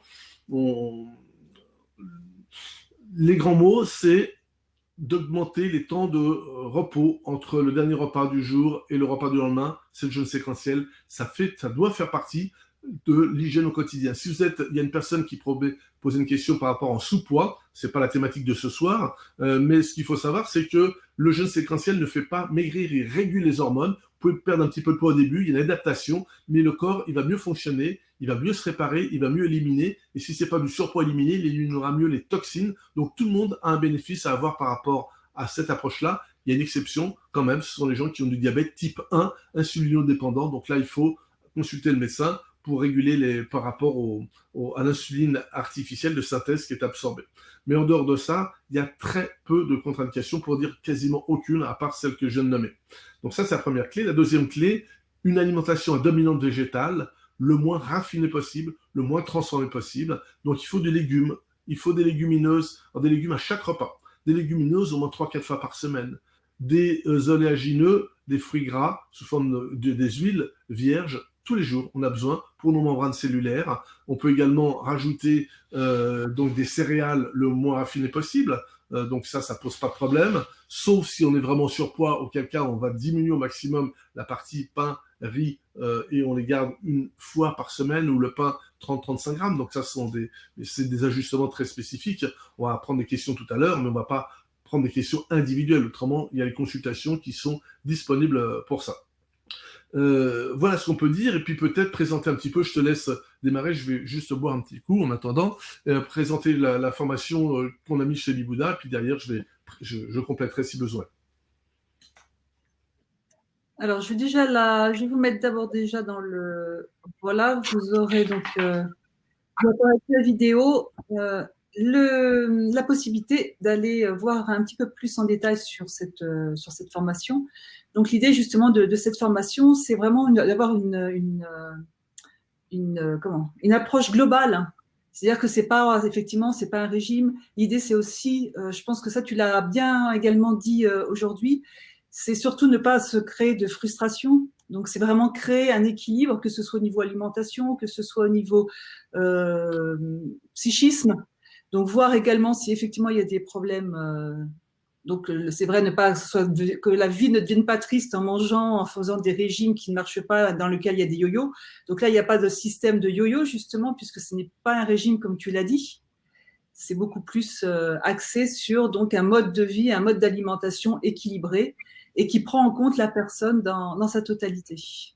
Donc il y a un ensemble de modules en fait qui expliquent étape par étape comment arriver à mettre en place quelque chose, un module en fait de vie beaucoup plus équilibré, et ça se passe beaucoup plus naturellement en fait. Hein. On revient justement à la fameuse médecine naturelle qui t'est si chère, Alain, pour arriver à à une santé beaucoup plus équilibrée et éviter justement par rapport à notre sujet de ce soir, les maladies de civilisation et maladies cardiovasculaires. Tout à fait, comme tu le dis, hein, c'est pas un diktat. Voilà, après, moi, voilà, je suis spécialiste du sujet, mais j'ai lu des dizaines et des dizaines de livres, j'ai lu des centaines d'articles, etc. Et je vois que chacun y va de sa plume, de sa petite spécialité, régime ci, régime là. Eh bien, moi, je dis, il n'y a pas de régime. Ou alors, s'il y a un régime, on appelle le régime santé, c'est-à-dire l'alimentation adaptée à la physiologie. Donc, c'est pas un diktat, ça se veut vraiment un très beau cadeau de Noël que vous pourriez vous faire pour vous ou pour vos proches. Hein. C'est le bon moment d'en profiter puisque là, Bibouda vous offre, je vois une remise de 50%, donc c'est une bonne opportunité. C'est un cadeau durable qui va vous permettre vraiment de comprendre. Il y a toute une pédagogie, en tous les cas, je mets tout l'amour que j'ai pour la transmission et la pédagogie, expliquer les choses, parce que si on veut s'approprier une hygiène de vie adaptée, il faut qu'on comprenne les mécanismes, autrement on va répéter comme des perroquets, et c'est pas forcément, comment dirais-je, durable dans le temps. Donc il y a tout un déroulé à travers l'alimentation qui va être le pilier le plus important, mais je vais également, comme le rappelait Emma, parler de l'hygiène du mouvement, donner quelques bases. Alors, c'est pas un cours de gymnastique, mais dire ce qui est important, montrer les études, le lien qu'il y a entre la sédentarité et les maladies, dont les maladies cardiovasculaires font partie, bien évidemment. Il y a toute l'hygiène neuropsychique avec des outils, des clés pratico-pratiques. Donc, il y a quelques bases théoriques, une grande pédagogie pour expliquer les choses, et c'est du concret, c'est-à-dire qu'avec ça, vous devez pouvoir être autonome et faire une vraie médecine préventive et adaptée par rapport à votre situation. Et après, on peut le rappeler, hein, et tu réponds régulièrement aux questions, et je suis là en backup quand il y a besoin, c'est-à-dire pour les abonnés Bibouda qui ont pris les programmes, quand vous êtes bloqué, non pas par rapport à un cas personnel, mais par rapport à un contenu du cours, si vous avez quelque chose que vous n'avez pas bien compris, eh bien, on est là, Emmanuel et moi-même, pour pouvoir vous apporter l'éclairage nécessaire, donc on ne vous laisse pas dans la nature. Donc voilà, ce qu'on peut vous dire, je ne peux que vous encourager en cette fin d'année, où on va être vraiment focalisé sur la fête. Alors faisons la fête, moi j'ai rien contre, je vais aussi faire la fête, mais prenons compte aussi de notre hygiène de vie au quotidien pour pouvoir entretenir ce qui nous est de plus cher, notre capital santé, et c'est, comment dirais-je, un bon retour sur investissement. Voilà ce qu'on peut dire par rapport à ça. Alors peut-être qu'on peut prendre quelques questions, j'en vois quelques-unes. Je vais peut-être... Oui. Ouais, vas-y, Alors, je te laisse comme tu veux. Alors, je te propose de commencer avec celle de Lulu05. Ouais. Donnez-moi la bonne façon de manger pour perdre mes kilos. Je suis une femme de 138 kilos pour 1m63 à 57 ans. Alors Lulu du 05, eh bien j'ai des patients qui sont dans votre cas. La cause n'est pas désespérée. J'aime bien toujours dire, gardez toujours de l'espoir. Maintenant, c'est sûr que là, il faut une approche thérapeutique personnalisée. Je ne vais pas pouvoir vous répondre, là, c'est pas l'objet ni déontologique, mais ce que je peux vous dire, c'est qu'il y a des solutions et il faut traiter le problème au niveau hormonal. Il n'y a pas de solution miraculeuse. Si vous faites du sport, c'est bien, mais ce ne sera pas suffisant. Si vous mettez ce qu'il faut dans l'assiette, c'est fondamental, mais ce ne sera peut-être pas uniquement suffisant. Donc là, il faut vraiment un programme de prise en charge que vous preniez, qui vous permet de vous prendre en charge. Je ne saurais que vous encourager déjà à démarrer si vous le souhaitez par le programme, vous aurez déjà plein de pratico-pratiques. Et après, bien évidemment, si vous êtes disponible et prête, le jeûne est fait pour vous. En tout cas, si un jour vous souhaitez de le faire avec nous, les jeunes d'IGA, dont je suis le cofondateur, eh bien, il y a un questionnaire médical. On vérifie que tous les paramètres de sécurité sont là et on encadre ça dans une dimension thérapeutique, c'est-à-dire, c'est pas du jeûne thérapeutique, mais c'est comme dans une approche thérapeutique, faire en sorte que le bénéfice soit au résultat et que pas exposer les personnes. Alors, j'en profite pour répondre en même temps par rapport à ça à Gisèle qui me demande, qui me tutoie, peut-être qu'on se connaît Gisèle, alors si tu me tutoies, je vais te tutoyer aussi. Est-ce que tu connais des personnes qui ont guéri du diabète par l'alimentation, le jeûne et l'activité physique, Gisèle? Si c'est du diabète type 2 que tu parles, la réponse est oui, et j'en connais dans mon entourage professionnel, dans mes clients de jeûne, j'ai pas mal de personnes, enfin pas mal, un certain nombre de personnes, c'est pas des cas isolés, qui aujourd'hui, grâce à la pratique du jeûne d'une semaine, parce que là, si on veut un vrai bénéfice sur enclencher un processus de perte de poids important, on peut faire en dehors du jeûne, bien évidemment, c'est possible. On peut l'intégrer à un moment donné dans un processus, c'est important. On a des personnes, je reviens pour Lulu et je repars avec Gisèle après, on a des cliniques aux États-Unis qui travaillent comme ça, c'est-à-dire qu'aujourd'hui, alors pas en obésité morbide, hein, c'est-à-dire que là, il y a vraiment trop de graisse, on est trop exposé. C'est là où il ne reste plus que les dernières solutions, qui sont les opérations en chirurgie bariatrique, quand on n'a plus d'autres alternatives. Mais ça, c'est presque le constat d'échec qu'on n'a pas mis ce qu'il fallait en place avant, eh bien, qui aujourd'hui traite les problèmes de surpoids, d'obésité, de surpoids et de diabète à travers le jeûne, encadré, supervisé. Alors, c'est dans un cadre médical, ce qu'on n'a pas le droit de faire en France. Moi, j'ai pas le droit de faire ni en tant que médecin ou non médecin. Hein, c'est pas le problème. Un médecin n'aurait pas plus de droits que moi de faire du jeûne médical parce que c'est notre système qui est ainsi prévu. Voilà. Bon. Il y aurait beaucoup de choses à dire sur le sujet, mais c'est pas l'objet du débat de ce soir. Par contre, quand on est en état diabétique ou prédiabétique, là, il y a tout un tas de... Là, on fait un programme personnalisé. On travaille souvent de concert avec le médecin diabétologue pour ajuster les protocoles. Après, moi, j'en connais un certain nombre. Eh bien, ce qu'on se rend compte, et j'en parle dans le livre, vous pouvez aussi regarder si vous êtes intéressé par le sujet, eh bien, c'est aussi un autre cadeau de fin d'année, de Noël, hein, en vente dans toutes les librairies et sites internet. Eh bien, je parle d'un programme justement de jeûne et perte de poids. Alors, les jeûneurs qui viennent pas que pour des problèmes de perte de poids, mais quand on a du surpoids, eh bien, c'est un outil extrêmement efficace parce qu'il ne dérègle pas les problèmes hormonaux, bien au contraire. Et c'est pour ça que ça marche autant pour des problèmes de poids que des problèmes de diabète, Gisèle. C'est-à-dire que quand il y a une insulino-résistance, eh bien, le diabète va redonner de la sensibilité au niveau des récepteurs à insuline. Le jeûne va également faire baisser la tension artérielle quand on est hypertendu. Et ce qui est important, parce que là, on est en train de faire le lit, on est dans ce qu'on appelle le syndrome métabolique. Le jeûne va également agir au niveau des hypercholestérolémies et des hyperlipidémies et des hypertriglycéridémies. Alors, des fois, je me mélange les syllabes. C'est mon côté quelque peu dyslexique, pardonnez-moi. En tous les cas, quand il y a des taux de cholestérol, de triglycérides trop élevés et de tous ces acides gras, eh bien, la première chose que fait le corps quand on arrête de le nourrir, eh bien, il est intelligent, il consomme les excès. Donc, ces excès de gras, ces excès de cholestérol et autres, ils sont abaissés. Donc, du coup, on a un effet cardioprotecteur et un effet vasoprotecteur, c'est-à-dire qu'on va protéger nos vaisseaux et protéger notre système cardiaque. Et au niveau du diabète, eh bien, on va redonner de la sensibilité à l'insuline. Donc, on agit vraiment au niveau des causes. Maintenant, j'ai d'autres exemples à vous donner, des personnes qui ont amélioré leur diabète, qui continuent à prendre des médicaments, sauf que la médication a été diminuée par 2, et au jeûne d'après, qui rediminue, et qui, au bout d'un certain temps, guérissent. Et ce que je vous dis, c'est pas une vue de l'esprit, c'est comme ça que c'est pratiqué dans certaines cliniques aux États-Unis, parce que ça coûte moins cher de traiter les causes que de donner des médicaments à vie. Donc, il y a même des remboursements par certains groupes privés d'assurance, on va dire type mutuelle, parce que du coup, c'est plus efficace et surtout, ça évite les complications. Il faut savoir, je ne l'ai pas dit tout à l'heure, mais en France, il y a 15 000 pontages qui sont pratiqués, 15 000 opérations coronariennes chaque année.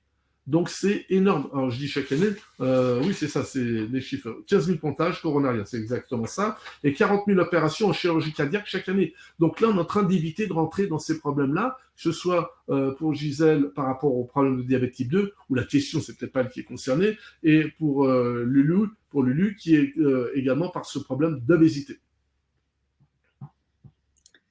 Alors, Sylvie, comment garder un poids correct après la ménopause et un travail de nuit? C'est Sylvie, tu me dis, hein, c'est ça, c'est du coup, je suis les questions. Alors, Sylvie, ce qu'il faut savoir, c'est que la ménopause, c'est pas une fatalité. Et pourquoi il y a un lien entre ménopause et surpoids?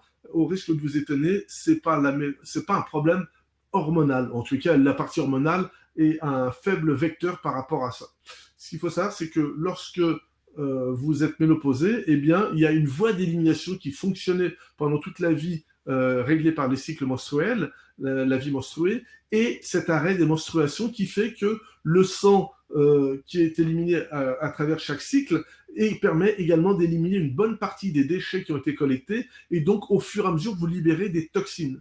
Et ce qui se passe quand cette voie d'élimination ne fonctionne plus, eh bien s'il n'y a pas des corrections au niveau de l'hygiène de vie, c'est-à-dire veiller en sorte d'avoir des bonnes éliminations par les autres émonctoires, ce qu'on appelle les émonctoires en médecine naturelle et en naturopathie, ce sont les organes d'élimination, donc une bonne élimination intestinale quotidienne, une bonne hydratation et une bonne élimination par les voies rénales et la transpiration, un bon fonctionnement hépatique qui élimine également les déchets, eh bien les déchets s'accumulent dans les tissus.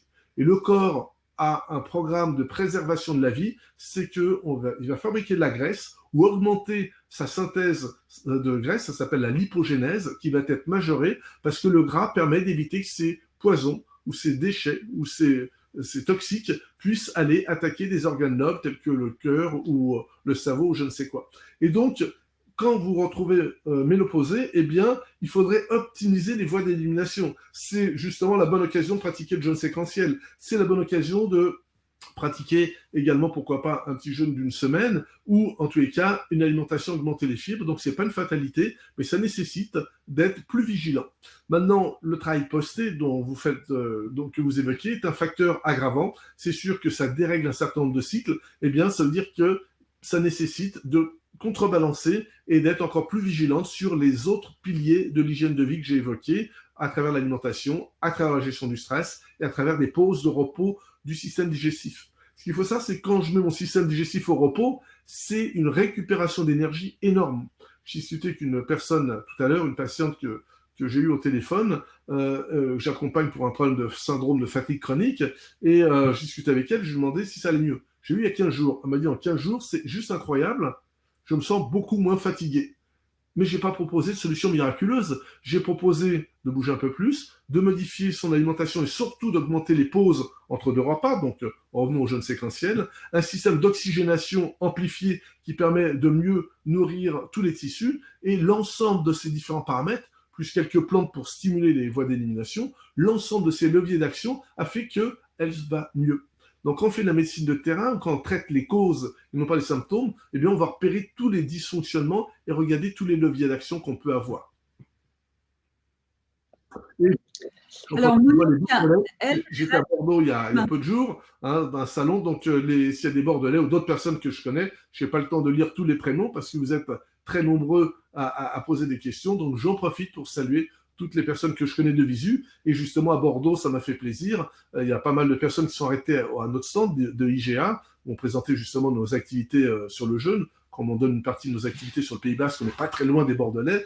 Et j'ai au moins 5-6 personnes qui sont arrêtées et qui m'ont dit « Ah, mais je vous connais, je vous vois pour de vrai. Je vous voyais à travers les webinaires d'habitude. » Donc, ça fait plaisir. Et ça montre à quel point Bibouda et nos auteurs, enfin des auteurs que nous sommes, peuvent avoir un impact. En tous les cas, je m'en réjouis et j'en profite pour saluer toutes les personnes que je connais. Et les autres également, bien évidemment. Et qui sait si un jour on ne sera pas amené à se rencontrer. Alors, Monique, elle a le problème inverse. Il y a des personnes qui veulent perdre du poids, mais pour d'autres comme moi, c'est l'inverse. Avez-vous des conseils pour prendre des kilos? Oui, non, mais là, j'ai répondu. Là, c'est pas l'objet du débat. C'est plus difficile, mais il y a des solutions.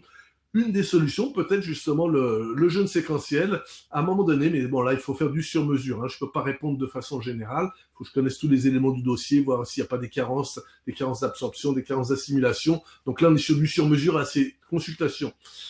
Pour, si vous souhaitiez vraiment avoir du sur-mesure, parce que derrière, il faut voir qu'est-ce qui fait que, est-ce que la thyroïde fonctionne bien, est-ce qu'il n'y a pas d'autres voies. Mais par contre, dans certains cas, on a eu des personnes qui n'arrivaient pas à prendre du poids. Le fait de faire du jeûne permet de réguler pas mal de fonctions et qui ont réussi petit à petit à reprendre du poids plus facilement. Alors, il y a Patty qui se pose la question, qu'en est-il des personnes qui consomment énormément de sucre et qui restent maigres? Eh bien, le problème du sucre, c'est pas le poids pour tout le monde, c'est qu'on va s'intoxiquer, qu'on va se mettre en acidose. Donc, ce qui est sûr, c'est que tout le monde ne prend pas du poids. Enfin, il y en a majoritairement quand même prennent du poids quand on amène trop d'énergie. Certains brûlent le sucre plus facilement que d'autres, mais pour autant, ils gardent les déchets du sucre et en particulier des déchets acides. Donc, ces personnes-là vont malgré tout faire le lit de l'acidose métabolique, de la déminéralisation et de tous les troubles de l'acidification qu'on peut retrouver.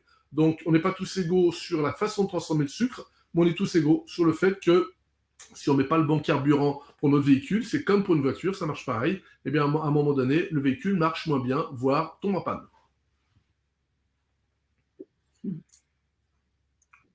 Alors, il y a Françoise qui demande comment expliquer un diabète de type 2 d'une personne maigre. Ben c'est parce que justement, c'est pas tout le monde ne transforme pas, c'est la même réponse qu'avant. Tout le monde ne va pas transformer le sucre en gras. Donc, par contre, le diabète type 2, ça existe chez des fausses maigres aussi. Le problème, c'est qu'il faut parler de maigreur. Il y a des fausses maigres, c'est-à-dire que la personne semble mince. Et là, si on prend une balance professionnelle, une balance impédométrique, on mesure vraiment la masse maigre et la masse grasse, et on voit qu'on a des fausses maigres, c'est-à-dire qu'il n'y a plus beaucoup de muscles et le volume est rempli par du gras, et pourtant il y a une silhouette de maigreur. Donc déjà, il faut évacuer cette fausse maigreur, et de toute façon, le problème peut malgré tout exister dans le sens où, en fait, pour comprendre ce qui se passe, c'est-à-dire que si je mets trop de sucre trop souvent, eh bien, à un moment donné, j'use mes cellules, mes récepteurs cellulaires qui sont censés utiliser prendre l'information de l'insuline. L'insuline, c'est l'hormone, c'est une clé, on va dire de façon métaphorique, qui permet d'ouvrir la serrure. La serrure, c'est faire rentrer le glucose dans les cellules. Et à un moment donné, si la clé, eh bien, elle est mal utilisée ou trop souvent, eh bien, elle rentre plus dans la serrure et elle fonctionne plus bien. Et là, on va avoir une hyperglycémie, c'est-à-dire que le taux de sucre va s'élever dans le sang. Et pour autant, on va avoir tous les dangers du diabète type 2, c'est-à-dire attaquer les vaisseaux, à commencer par les vaisseaux des yeux. On va avoir c'est pour ça qu'il y a des problèmes de cécité ou d'atteinte visuelle plus rapidement, et on va voir toutes les autres conséquences du diabète, avec une oxydation des vaisseaux, avec des attaques possibles et des risques majorés au niveau des maladies cardiovasculaires. Donc c'est pas le plus fréquent, mais c'est tout à fait possible d'avoir un diabète type 2 et d'être mince. C'est pour ça que le surpoids est un facteur péjoratif, mais le plus péjoratif, c'est justement les paramètres sanguins, insuline qui marche plus bien, triglycérides, cholestérol éventuellement élevé pour les dépôts de plaques d'athérome, et surtout la glycémie qui dépasse les 1 gramme par litre de sang. Alors, Maggie se pose une question sur l'analyse d'un produit. Quand on voit 100 grammes de glucides, 52 grammes, dont 3,5 de sucre, que prendre en compte, les glucides ou le sucre? Quel est le plus important? Le plus important, c'est les sucres qu'il faut éviter. Maintenant, voilà, quand j'ai un produit, je vois Maggie donc 100 grammes de glucides, ça dépend de viennent les glucides. Si je prends des lentilles, il va y avoir sur 100 grammes de lentilles, j'ai pas les chiffres en tête, mais admettons 60 grammes de glucides, c'est pas gênant, parce que derrière, c'est des glucides qui viennent de l'amidon. Donc c'est surtout les sucres qu'il faut prendre en compte. Donc plus c'est bas, mieux ça vaut. Et après, il y a d'autres critères pour aborder l'alimentation santé. Mais tout ça, c'est expliqué voilà, je peux répondre rapidement, mais sachez, en tous les cas, ça me permet de rebondir que tout ça est expliqué dans le cours qu'on a enregistré avec Bibouda. Justement, je parle des charges glycémiques, des index glycémiques, comment se repérer, comment lire les étiquettes, comment aborder les choses par rapport à ça. Donc, pour répondre à ma guide, il faut regarder la charge glycémique d'un repas, c'est ça le plus important. Et quand on isole un aliment, son index glycémique, plus il est bas, moins il fait sécréter d'insuline, moins il expose au risque d'un prédiabétique ou diabétique, et moins il expose à une transformation rapide des sucres en gras. Alors, Isabelle aimerait savoir quel est le petit déjeuner idéal. Eh bien, Isabelle, là, je crois que vous êtes une vraie candidate pour le cours. Il y a toute une assiette, tout ça, c'est décrit dans le cours. Voilà, les webinaires, c'est de l'information. Sachez qu'on peut pas, voilà, en 1 heure, on peut pas décrire l'équivalent d'une dizaine d'heures de cours et qui est pédagogiquement expliqué. Il n'y a pas un petit déjeuner idéal, Isabelle. En tous les cas, ce que je peux répondre à l'envers, c'est pas de sucre au petit déjeuner. Et si vous prenez des céréales les moins raffinées possibles, donc des pains complets, et rajouter du gras, du bon gras, des oléagineux, et éventuellement, pourquoi pas, occasionnellement, un petit peu de beurre qualitatif. Voilà quelques bases, mais là, je peux pas. Voilà, là, on est vraiment sur du cours, et c'est pour ça qu'il y a ces cours ont été enregistrés, c'est justement pour pouvoir donner chaque repas, la composition de l'assiette, élément par élément, comment on les associe, les bonnes associations alimentaires, comment aussi, quand on commence à avoir des flatulences, évaluer la bonne quantité, est-ce que j'ai mis trop ou pas suffisamment de légumineuses, et détailler repas par repas le bon contenu de l'assiette. Donc, faites-vous plaisir et offrez-vous cette formation, Isabelle, si vous le souhaitez. Alors, il y a plusieurs personnes, Alain, qui posent les questions sur les laits végétaux. Donc, il y a Albe, il y a Françoise également du soja. Oui. Que penses-tu donc des laits végétaux? Tu parlais des laits végétages. Une bonne façon d'éviter le lait qui n'est pas adapté pour l'alimentation humaine. Le lait est adapté parfaitement pour l'animal qui consomme le lait maternel ou l'humain qui consomme le lait maternel. Maintenant, les produits laitiers, certains fromages à petite quantité avec des petits ruminants, c'est-à-dire qui ont des croissances pas plus rapides que nous, ou plutôt brebis-chèvres à 2-3 fois par semaine. C'est envisageable s'il n'y a pas d'intolérance, s'il n'y a pas de problème particulier de santé. Là, je parle en sens général. Maintenant, le lait en tant que tel, c'est pas une bonne idée. Il y a beaucoup d'inconvénients. Donc, le fait de substituer ça par des laits végétaux, c'est une bonne alternative.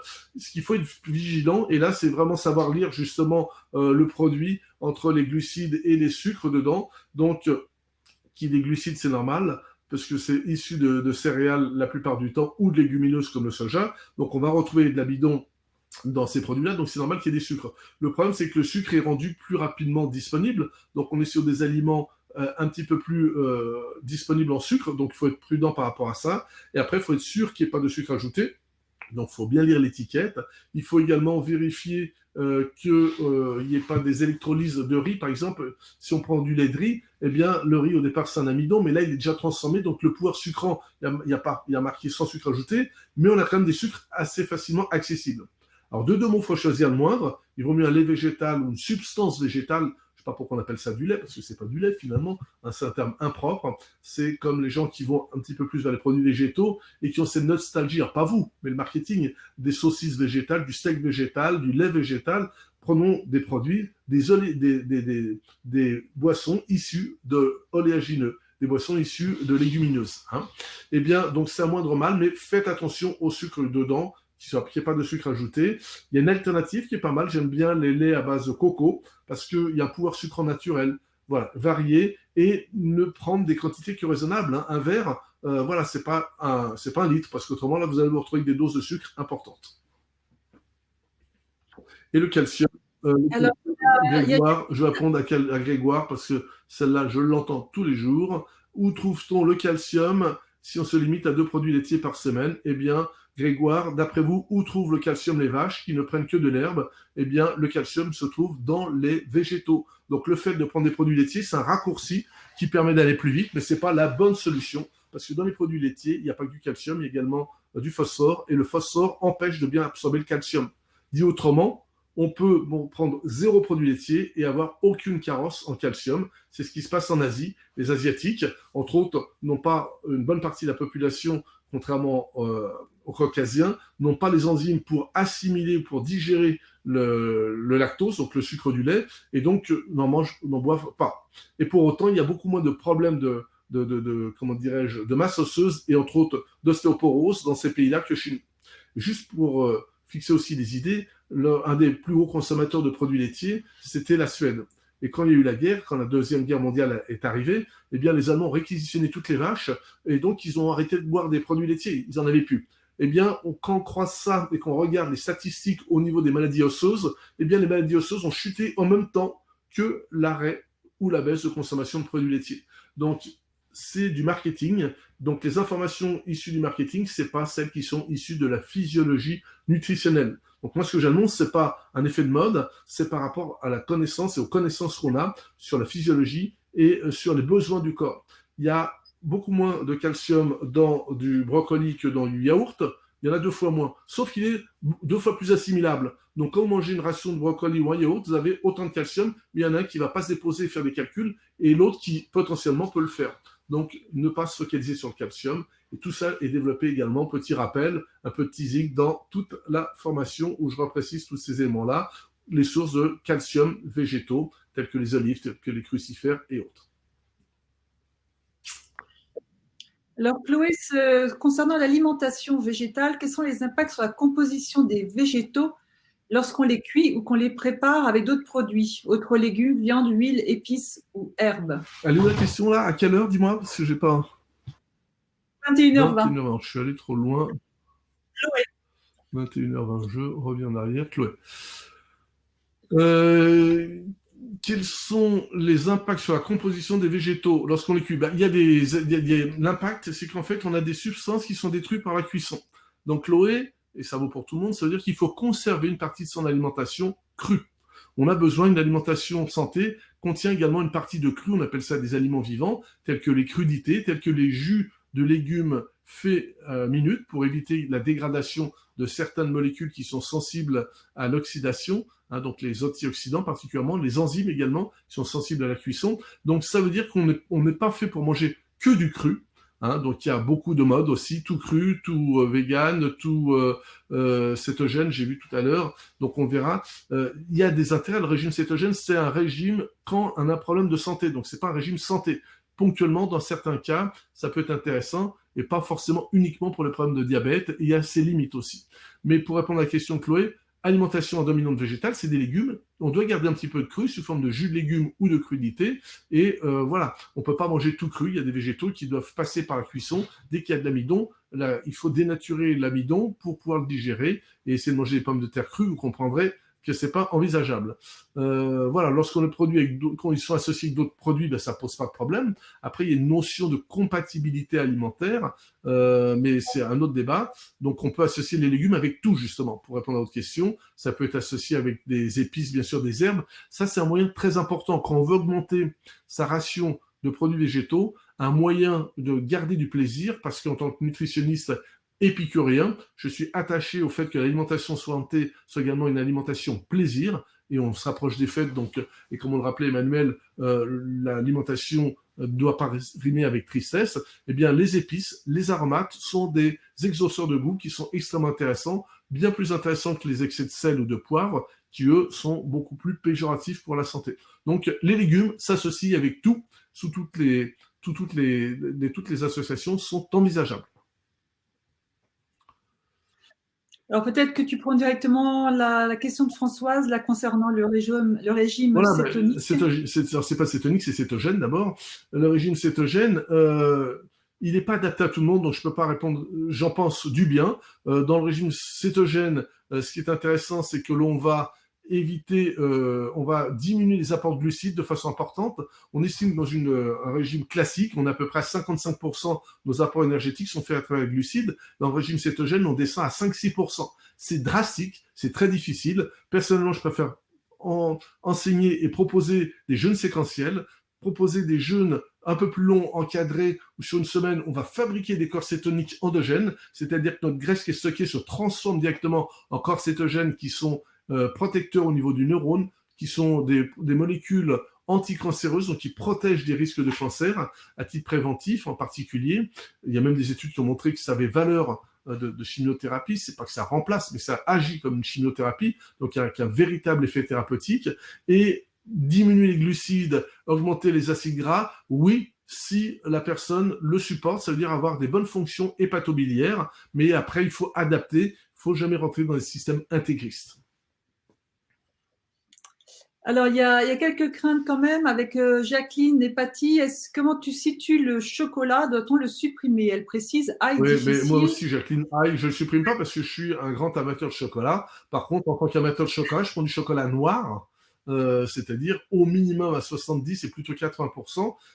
Plus il y a de chocolat, moins il y a de sucre. Ce qui pose problème, c'est pas le chocolat, c'est le sucre. Maintenant, si vous êtes vraiment amatrice, comme moi, faites l'expérience, Jacqueline, essayez de manger des fèves de cacao cru. Non seulement vous aurez le goût du cacao, et en plus vous aurez un super aliment qui sera bourré d'antioxydants cardioprotecteurs, puisque c'est le sujet de ce soir.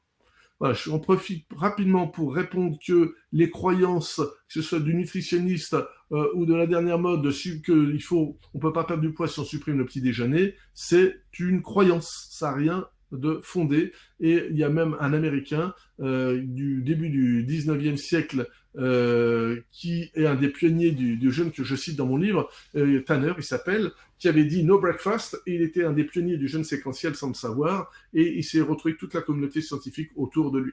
Donc, à part les diabétiques type 1, où là, c'est pas, en effet, on va pas supprimer le petit déjeuner, il y a une bonne partie de la population, en plus j'en fais partie, qui sont aggravés quand ils prennent un petit déjeuner, parce que le nettoyage n'est pas fini dans la nuit, et on le voit comment on n'a pas faim le matin, donc il n'y a pas de vérité absolue. L'idée, c'est pas de dire supprimer le petit déjeuner, c'est de dire sur 24 heures, gardez 8 heures ou groupez vos 2 repas et éventuellement une collation entre les deux. Ça permet de répondre à une autre question que j'ai vu passer tout à l'heure. Combien de temps entre le déjeuner et le dîner? C'est pas ça qui est important. C'est important, c'est entre le dernier repas et celui du lendemain. Voilà, mais si vous faites du jeûne séquentiel comme moi en supprimant le petit déjeuner, vous pouvez déjeuner à 12h30 et finir vers 20h30 le soir. Il vous reste vos 16 heures pour le lendemain.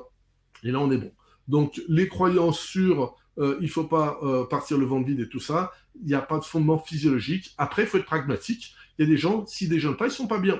Alors, il faut vérifier si c'est juste le temps d'adaptation qui dure quelques semaines, 3-4 semaines maximum, ou si c'est pour des raisons de régulation de glycémie. Dans ce cas-là, on modifie en même temps l'alimentation, et c'est la raison pour laquelle on n'a pas d'hypoglycémie quand on fait du jeûne, de plusieurs jours, j'entends, et même de jeûne séquentiel qu'on a un peu entraîné. Le corps s'adapte, et il n'y a pas d'hypoglycémie dans la mesure où il apprend à aller chercher dans le gras, et donc en allant chercher dans le gras, on brûle du gras, il y a un acide, il y a des acides gras, mais il y a également un sucre qui s'appelle le glycérol, qui refait monter la glycémie. Et donc, c'est ce qu'on fait faire également aux sportifs.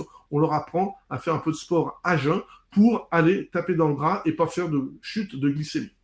Donc, voilà ce qu'on peut dire par rapport à ça. Et peut-être encore une ou deux questions, parce que je vois qu'on s'approche. Sirop d'agave, Stéphanie, c'est pas un bon sucre. Sirop d'agave, c'est un sucre qui est gavé de fructose. C'est un sucre raffiné. Et pourquoi on conseille le sirop d'agave à la place des sucres de canne? Parce qu'il ne fait pas monter la glycémie rapidement. Vous allez me dire, ça tombe bien, on veut des aliments avec des glycémiques bas. C'est vrai pour le sirop d'agave. Sauf qu'il a deux problèmes. C'est que derrière, le sirop d'agave, c'est un sucre raffiné, donc on retire les fibres et les minéraux, et en même temps, il est bourré de fructose, donc il va encrasser le foie, donc lui, il ne fait pas monter la glycémie, il va faire la stéatose hépatique, le lit, la stéatose hépatique, donc c'est pas un bon sucre.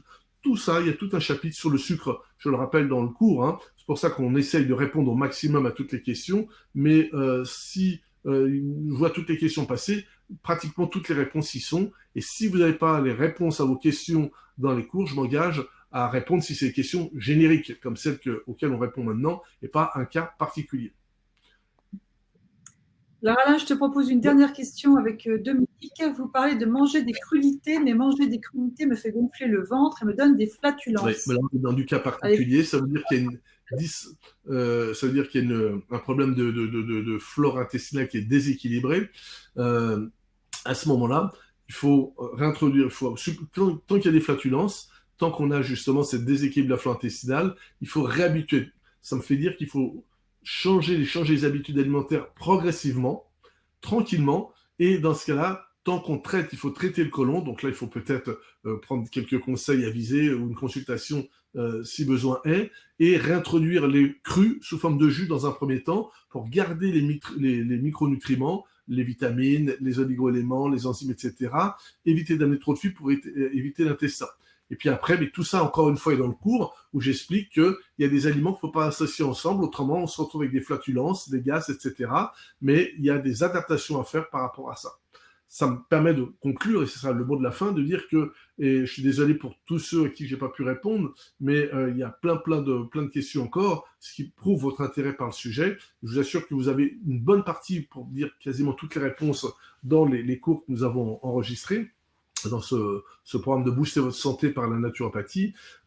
C'est que derrière, j'ai perdu le fil de ce que je voulais dire. Oui, tu voulais dire le mot de la fin par rapport justement aux flatulences et au rééquilibre. Oui, voilà, merci Emma. Ça veut dire que derrière, on pense connaître toute l'alimentation, motif qu'on mange tous les jours. On pense parce que on a lu on a été sur tel ou tel blog, telle ou telle vidéo YouTube.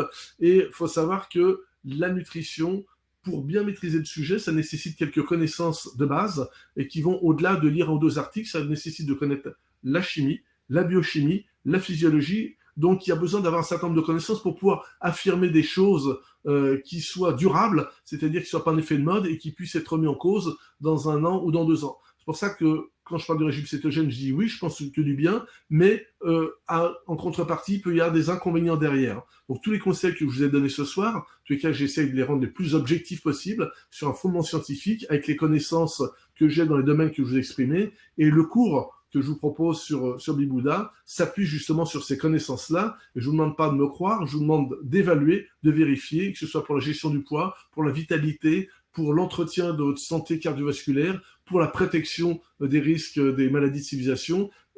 Tout ça, derrière, c'est aussi à travers mes connaissances, mais mon expérience, que je mets à l'épreuve au quotidien, dans chacune de mes consultations. Donc, et je me remets en cause régulièrement quand il y a des choses qui, à un moment donné, ne donnent pas satisfaction. Je me pose un certain nombre de questions, je fais évoluer mes pratiques, et donc c'est aussi tout ça que je vous propose de bénéficier à travers ces cours. En tout cas, je vous remercie pour votre écoute, pour vos nombreuses questions. J'aurai l'occasion de vous retrouver dès l'année prochaine. On continuera sur ces sujets qui sont si importants, et ceux qui n'ont pas pu avoir leur réponse, eh bien, l'auront peut-être un peu plus tard ou dans la formation. En tout cas, merci pour votre écoute et votre attention.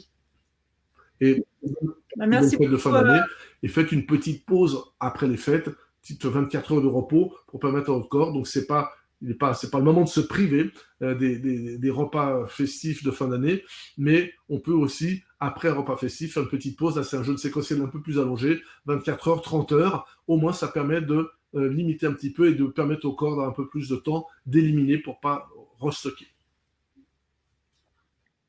Alors, merci Alain, merci à toutes et à tous. Et je vous retrouve demain avec le docteur Luc Baudin pour le thème Bien vieillir, long vieillir. Voilà, bonne soirée à tous et merci encore Merci, Alain. et si, voilà, vous n'hésitez pas à regarder, vous avez je vois une question là, sur les jeunes où ça se passe, vous avez tout ça sur notre site, et autrement, vous demandez à Bibouda, ils vous donneront tous les liens sur notre site. Bonne soirée, passez de bonnes fêtes, et à l'année prochaine pour de nouvelles aventures, pour prendre soin de votre santé.